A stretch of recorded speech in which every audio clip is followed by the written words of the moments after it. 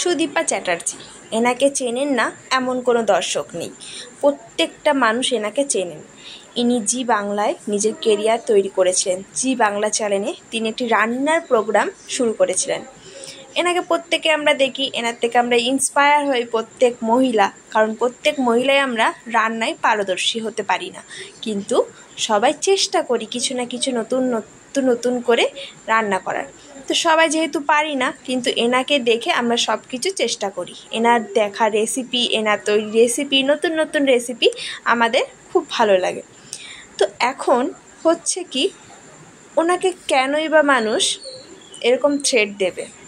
সবাই জানেন এখন ইনি সবার সামনে ক্ষমা চাইছেন, লাইভে এসে ক্ষমা চাইছেন। কী কারণে ক্ষমা চাইছেন? ওনার দোষটা কী ছিল? তো সকলেই জানেন যে ওনার দোষটা এটাই নিবেদন করা হচ্ছে যে উনি নাকি হিন্দু হয়ে হিন্দুর ধর্ম নষ্ট করেছে। উনি হিন্দুর ধর্ম নষ্ট করে তিনি মুসলিম যেই জাতি আছে সেই তাদের যেই গো মাংস সেটা নাকি তিনি গ্রহণ করেছেন। আমাদের হিন্দু সমাজে এই গো মাংস গ্রহণ করার কোনো নিয়ম নেই, তাতে আমাদের ধর্মকে অপমান করা হয়। সেখানে জানা গেছে যে ইনি সেই গো মাংস গ্রহণ করেছে, কিন্তু আবার কিছু কিছু ক্ষেত্রে বলা হচ্ছে সে লাইভে এসে বলেছে আমি গো মাংস খাইনি বা গ্রহণ করিনি, সেখানে এটা এডিটিংয়ের প্রবলেম হতে পারে। তো হতেও পারে, এরকম এডিটিংয়ের প্রবলেম হতে পারে। এখন সোশ্যাল মিডিয়াতে কখন কি হয়ে যায় বোঝা মুশকিল। তো এরকম দিয়ে কাউকে বিচার করাটাও যায় না, কারণ তাকে আমরা 17 বছর ধরে এই জি বাংলা রান্নার চ্যানেলে ডেকে আসছি। তার একটা ভুলের জন্য তাকে এত বড় শাস্তি দেওয়াটাও উচিত না। সে সবার কাছে তবুও বারংবার ক্ষমা চাইছে। আর তার ছেলেরকেও নাকি অপহরণের দাবি করেছেন।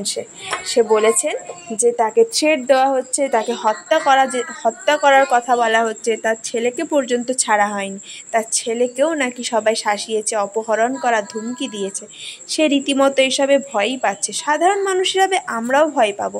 প্রসঙ্গ যখন ছেলের ওপর চলে আসে না, তখন কিন্তু আর আমরা সব কিছু দিক দিয়ে ভয় পাবো। সেজন্য সে কিন্তু বারংবার এসে ক্ষমা চাইছে, ক্ষমা প্রার্থী চেয়েছে।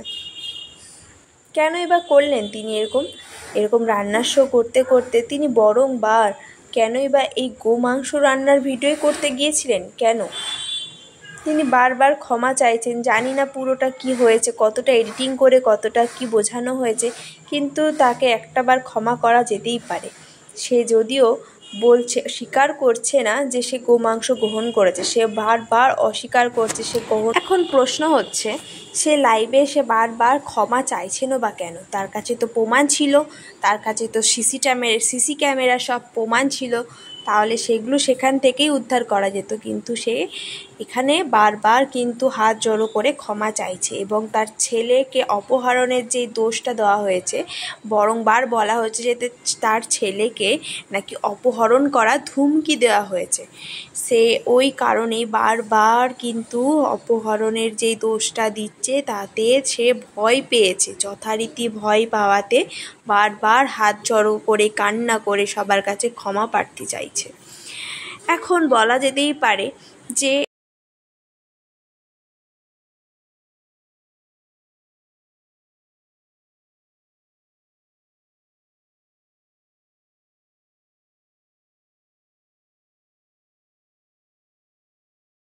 এখন কি হবে বলা যাচ্ছে না, যেহেতু এটা এখনও কোনো কিছু প্রমাণ পাওয়া যায়নি, যে কারণে এখনও কোনো রকম আইনবিধি এখানে জারি করা হয়নি। সেখানে আপনিও যা দেখছেন আমিও তা দেখছি। চলুন দেখতে থাকি আগামীকাল কি হতে চলেছে। তাহলে সে কি কোনো বিচার পাবে, নাকি সে দোষী, সেটাও প্রমাণ হয়নি এখনও। যদি প্রমাণ হয় তাহলে সে হিন্দু জাতিকে খুবই বড়সড় একটা অপমান করেছে। গোমাংস যদি সে গ্রহণ করে থাকে তাহলে সেটি খুবই বড় ভুল কাজ করেছে। হ্যাঁ, সে রান্নার রেসিপি দিতেই পারে, রান্নার রেসিপি মানে এই না নিজের ধর্মকে নিজের জাতিকে ভুলে সব কিছু আমি গ্রহণ করব, তাই না? তো দর্শক, কেমন লাগলো তোমাদের ভিডিওটা সবাই জানিও। কেমন আছো তোমরা সেটাও কমেন্টে জানিও। আর আমার চ্যানেলে যদি কেউ নতুন সাবস্ক্রাইবার হয়ে থাকো তাহলে প্লিজ আমার চ্যানেলটিকে নোটিফিকেশানটা বেল আইকনটি প্রেস করে নেবে, আর লাইক কমেন্ট শেয়ার করতে ভুলবে না। নমস্কার। সবাই আশা করি ভালো থাকবেন, আমিও ভালো আছি। টাটা, বাই বাই, শুভরাত্রি।